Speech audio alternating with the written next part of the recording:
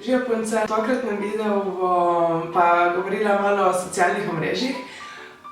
Veliko se vprašalo tudi glede coachinga, da si ne želite samo take življenjske zadeve, ampak tudi bolj, kako sem jaz kaj naredila na internetu, kako bi kaj spremenila, da bi hitreje vse skupaj šlo, kaj morate paziti, kaj ne.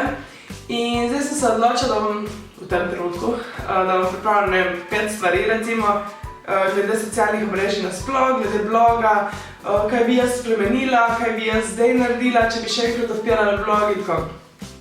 Prva stvar, Facebook.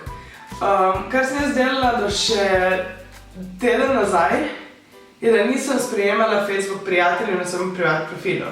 Hotela sem imeti ločeno Facebook profil in pa Facebook live page, kar pa se mi je z leti izkazalo za največjo neumnost, ker če malo spremljate Facebook algoritme, se vam dosti bolj splača imeti ne vem koliko prijateljev na privatnem profilu, kakor pa Facebook page in tam graditi. Številka 2. Objavljanje na Instagramu. Žal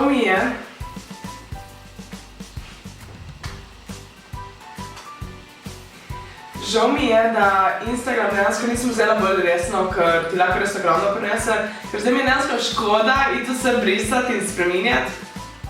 Ja, pač buki. Zdaj mi je škoda iti vse brisati in spreminjati. Je pa Facebook definitivno taka platforma, kar ti lahko ogromno prinese in reklama in dejansko razširi tebe, kakor ime, in v poslu se ti lahko spremeni. Tretja stvar, blog. Kar si želim, da bi v začetku delala, je, da se ne bi nobenih kategorizirala beauty, fashion, itd. Sicer ja, če ti si misliš, da si samo beauty ali pa fashion ali pa lifestyle blogerka, definitivno ti pride tisto prav, ker če imaš samo vsake toliko kako drugo objavo, zakon, da lahko tja daš. V mojem primeru, kar dejansko vsaka objava je malo beauty, je malo fashion, je malo lifestyle, vsaka je nekaj pomalo, se to ni šlo in si želim, da bi že v začetku to skenslala in da bi se dosti bolj naučila o vse. To pa je zgodba za sebe. Številka 4. YouTube videi. Želim si začeti dosti prej, da se ne bi se kebla kakaj svetlova in kaj, ampak dejansko naredila dosti več na vsebini, ker se mi zdi, da v zadnjem času, kadar delam, kar mene veseli in ne gledam, joja bo perfektno, ker se vidite, zdaj sonce mi nabija tu. Point taken. Torej ja, ker me ne zanima, kako bo, ampak se dejansko raje posvetim in sami vsebini vsem. Meni je lepše to delati, bolj sem vesela ob tem, ker delam, bolj z veseljem meditiram in vidim tudi vaše odzive, da je tudi vam to bolj všeč, že rajši bolj pogosto vse, kakor pa da moram paziti, kako je vse tipi-topi, kar realno gledano nikoli ne bo. In še zadnji nasvet, kar sem ga že 100-krat dala, da bi prej ugotovila, da to, kar sem, je točno to, kar moram biti. Nekolikokrat sem se hotela kategorizirati, jaz zdaj bom pa beauty, zdaj bom pa fashion, danes bom pa to naredila, bom probala to tehniko od tiste blogerke, bom probala to tehniko, bom dala več na Facebook, sto ker ona to dela, bom dala več na Instagram, ker ona to dela.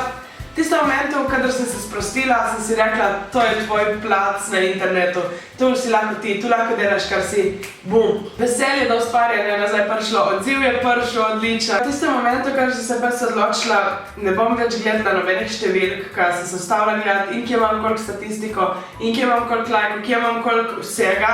Dejansko jaz si zdaj rečem, dajte lajkati, ampak to je samo zato, da vem, če mi je tema všeč. Ne pa zato, lej, tukaj je pa manj, tukaj pa je več dislajkov, joj ne marajo me, joj, zdaj sem pa neumnost naredila, ampak ne samo s to vim, če še nadalje te teme grem, ali grem kaj drugega, kaj mi to. Ne ugledam se pa več s tem, koliko ljudi me spremlja, koliko vsega. In v tistem momentu, ko sem se prenehala s tem obadati, bum, kakor da bi univerz vedel in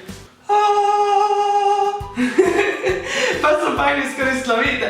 V vsakem slabem, še tako slabem, ker sem mislila, da bo slaba svetlova, v vsakem slabem se nekaj dobrega dobi. Ok, jaz sem zelo rada, vam želim zelo lep dan in vse dobro in se vidimo v naslednjem videu. Čau, čau!